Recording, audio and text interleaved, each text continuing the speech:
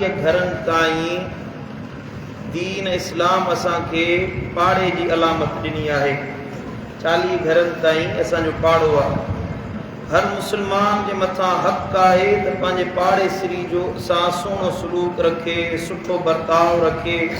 पाड़ेसरी सां सुहिणो सलूक रखण इहा ईमान जी अलामत आहे।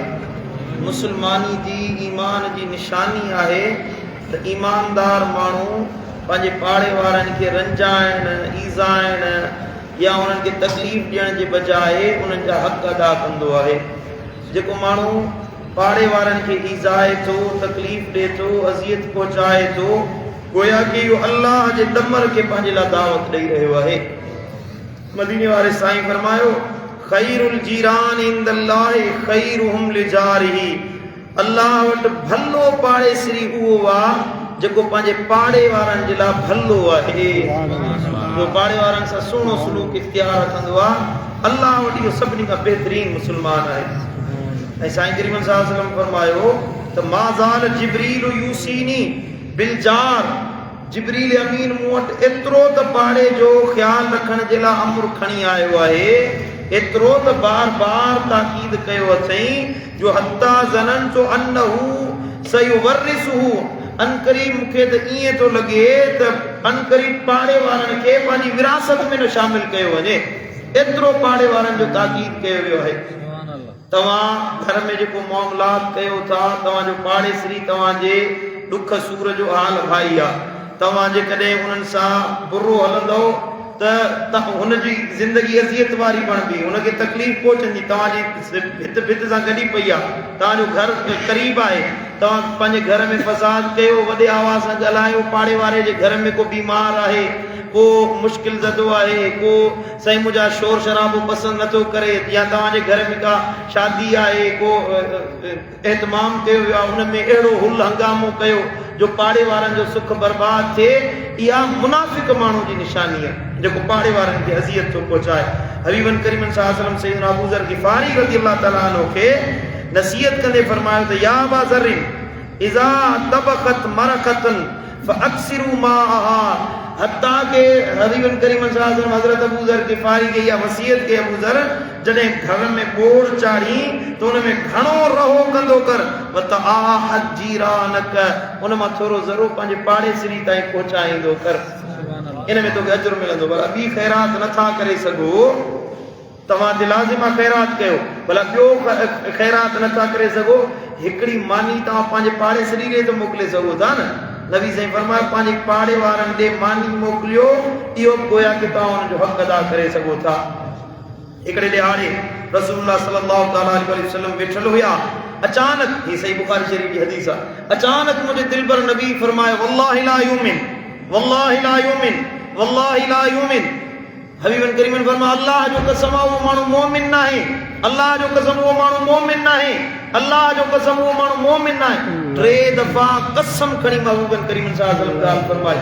कील वमन या रसूल अल्लाह, हे मुंहिंजा दिलबर नबी केरु माण्हू आहे जंहिंजे लाइ तव्हां 3 दफ़ा कसम खणी फरमायो उहो मोमिन ई न आहे।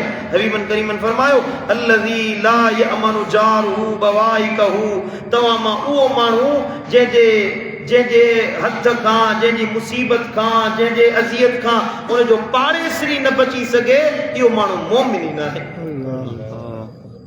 अस्तग़फिरुल्लाह अज़ीम अल्लज़ी ला इलाहा इल्ला हुवल हय्युल क़य्यूम वतूबु इलैहि। माण्हू निमाज़ी त बणिजी वियो, रोज़ेदार त बणिजी वियो, साईं मुंहिंजा रमज़ान मल्हाइण वारो त बणिजी वियो, पर पाड़े वारो हुन मां बेज़ार वेठो आहे। आए ॾींहुं हुनजी साईं मुंहिंजा कान का तकलीफ़ पहुचाए, हुनखे हुनजी दिलि आज़ारे, हुनखे अज़ियत पहुचाए। मदीने वारे साईं फरमायो भली निमाज़ी थी, हाजी थी, गाज़ी थी, मुजाहिद थी, पर पाड़ेसरी तो मां बेज़ार आहे, पाड़ेसरी खे तो अज़ियत पहुचाई आहे। अल्लाह ताला तोखे ईमान वारो ई नथो मञे। रब वटि तूं मोमिन लेख छो ई न वेंदे, तूं मोमिन ई नाही। मोमिन उहो आहे जेको पाड़ेसरी जी खे अज़ियत न पहुचाए बल्कि हुनजो हक़ अदा करे ॾेखारींदो आहे। ऐं साईं करीमन फरमाए मन कान युमिनु बिल्लाहि वल यौमिल आख़िर, जेको माण्हू अल्लाह ते आख़िरत जे ॾियारे ते ईमान रखे थो, फला युज़ि जारहु।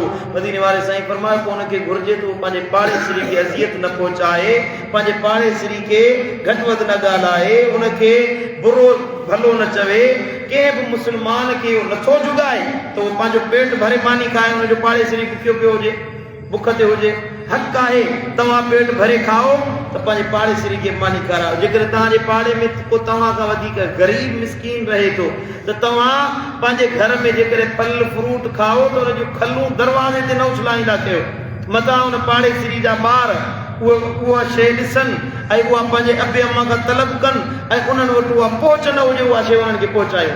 तव्हां अहिड़ो भलो खाधो न ठाहियो जंहिं तव्हांजो पाड़ेसरी ग़रीब मिसकीन आहे, अहिड़ो खाधो न ठाहियो जंहिंजी ख़ुशबू सुगंध हुनजे पाड़ेसरी जे घर ताईं पहुचे ऐं उन्हनि खे अहसासु थिए त असांजे एकाज असांजे घर में एतिरो पैसो हुजे ऐं इहो लज़ीज़ ताम असां ठाहियूं आहे। भला जे तव्हांजे पाड़ेसरी मिसकीन आहे त उहो लज़ीज़ ताम जेको तव्हां ठाहियो उनजी ख़ुशबू पंहिंजे पाड़ेसरी ताईं पहुती आहे, तव्हां ते हक़ आहे त उहो पंहिंजो ताम कुझु हिसो पंहिंजे पाड़ेसरी ताईं पहुचाईंदा थियो।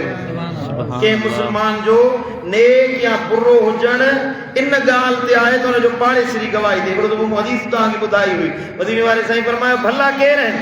साईं करीमन फरमायो जंहिंजे लाइ पाड़ेसरी गवाही ॾियनि त इहो माण्हू भलो आहे। सम्झो था मुंहिंजा दोस्तो, पाड़े वारनि जो हक़ आहे जे बीमार थी पवे त हुनजी यादि जे लाइ वञो, उनखां पुछण जे लाइ वञो। पाड़ेसरी खे जेकॾहिं कर्ज़ खपे त उनखे कर्ज़ ॾियो, जेकॾहिं उहो मुसीबत में आहे, उनजो को पुरसाने हाल न आहे, तनहा आहे, अकेलो आहे, ॿियो को उनजो औलाद न आहे, को भाउ मिट माइट न आहे, तव्हां ते हक़ आहे त तव्हां उनजा ख़ैर ख़्वाह बणिजो, उनखे बीमारी में मरणे में पढ़णे में उनजी मदद कयो। जेकॾहिं पाड़ेसरी ग़रीब मिसकीन आहे, पंहिंजी न्याणी उथारणु चाहे थो, उनखे परणाइणु चाहे थो, तव्हांजे मथां हक़ आहे त उनजो साथ ॾियो, उनजी न्याणी खे परणाइण में उनजा मददगार बणिजो। इहो क़यामत जे ॾियारे तव्हांखे भलो अजुर अता कयो वेंदो। वॾे में वॾो कबीरनि गुनाहनि मंझां कबीरो गुनाह आहे त पंहिंजे पाड़ेसरी औरत जी ज़ाल या न्याणी या औरत जे मथां बुरी निगाह विझे। जेको माण्हू ॿिए ज़िना करे वञे, बदकारी करे, पंहिंजे पाड़े खां ॿाहिरि निकिरी, उनजो त अज़ाब आहे, पर जेको पाड़ेसरनि औरत में बुरी निगाह विझे इनखे हिकूण जे बदिले ॿीणो अज़ाब कयो वेंदो। हिकूणो हुन ॿाहिरि जेको गुनाह कंदो हुनजो हिकिड़ो अज़ाब थींदो। जेको पाड़ेसरी औरत जे मथां बुरी नज़र विझे, मदीने वारे साईं फरमायो, बल्कि क़ुरान फरमायो युदाफ लहू लज़ाब, हुननि जे लाइ ॿिटो अज़ाब आहे। हिकिड़ो त हुन ज़िना कई, ॿियो त हुन पाड़े जो नंग न सुञातो, पाड़े जो ख़्यालु न कयो, उनजो अलॻि अज़ाब कयो वेंदो। मुंहिंजा दोस्तो, हिकिड़ो बुज़ुर्ग हुजे सो घर में कुआ घणा थी विया, क़िबला आलम मुंहिंजा मुर्शिद करीम वाक़ियो बयानु कंदा आहिनि, बुज़ुर्ग जे घर में कुआ घणा थी विया त के माण्हू चए साईं कुआ घणा थी विया अथई, घर में ॿिली पाल त कुआ भॼी वेंदा हलिया।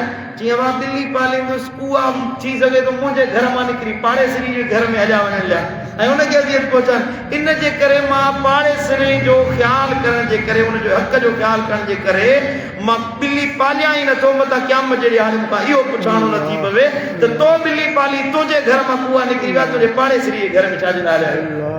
ऐं साईं करीम सल्लल्लाहु अलैहि वसल्लम फरमायो ला यमना जारुन जारहू ऐं यगरिज़ खशबहू फी जिदारी, जे तव्हांजे भित ते को पाड़ेसरी का ईट रखणु चाहे, का ईस रखणु चाहे, अॻ में मना ठाहींदा न त हिक ॿिए जी दीवारुनि ते मना रखंदा हुया, जे रखणु चाहे त तव्हां हुनखे इजाज़त ॾियो।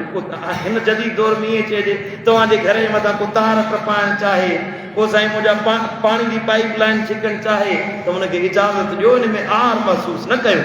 ऐं पंहिंजे घर जी भित, मदीने वारे साईं फरमायो, एतिरी ऊची न कयो जो तव्हांजे पाड़ेसरी जी हवा रुकिजी वञे। पाड़ेसरी जी हवा रोकियो, इहो तव्हांजे लाइ अज़ाब जो बाहिस बणिबो। पाड़ेसरी जी हवा न रोकियो, हुनजी रोशनी में ख़लल पवे, हुनजी सिहत में ख़लल पवे, अहिड़ो अमल न कयो जंहिंसां तव्हांजे पाड़ेसरी खे अज़ियत पहुचे। इहो इन जे करे उसूल क़ाइमु कयो वियो आहे पाड़े जो तव्हां हिक ॿिए में मुस्लमान आहियूं न, मदीने वारे साईं फरमायो मुस्लमान जो भाउ आहे, इहे पाण में गॾिजी रहनि, मेल मेलाप सां मुहबत सां गॾिजी रहनि, अल्लाह ताला मुहबतूं पैदा कंदो त मुआशिरो असांजो अमन ऐं सलामती वारो बणिजी वेंदो। भले में भलो तरीक़ो पाड़ेसरी जे हक़ अदा करण जो मस्जिद हूंदो आहे। अॼुकल्ह असां मस्जिदुनि में वेहण छॾे ॾिनो आहे, हाल अहवाल वठणु छॾे ॾिनो आहे, न त पाड़ेसिरी सां मस्जिद में मुलाक़ात कंदो आहे, पंहिंजे दिलि जा हाल अहवाल पाड़ेसिरी खे ॿुधाए। इहो मस्जिदूं मदीने वारे साईं असांजे पाड़े वारनि जे एतमाम जे लाइ ख़्यालु करण जे लाइ क़ाइमु फरमायो आहे। अल्लाह ताला शाल असांखे पाड़े जे हक़ अदा करण जी तौफ़ीक़ अता फरमाए। रब मदीने वारे साईं जे ॾसियल हर अख़लाक जे मथां असांखे हलण जी तौफ़ीक़ अता फरमाए। अल्लाह आमीन, अल्लाह आमीन, अल्लाह आमीन, अल्लाह आमीन।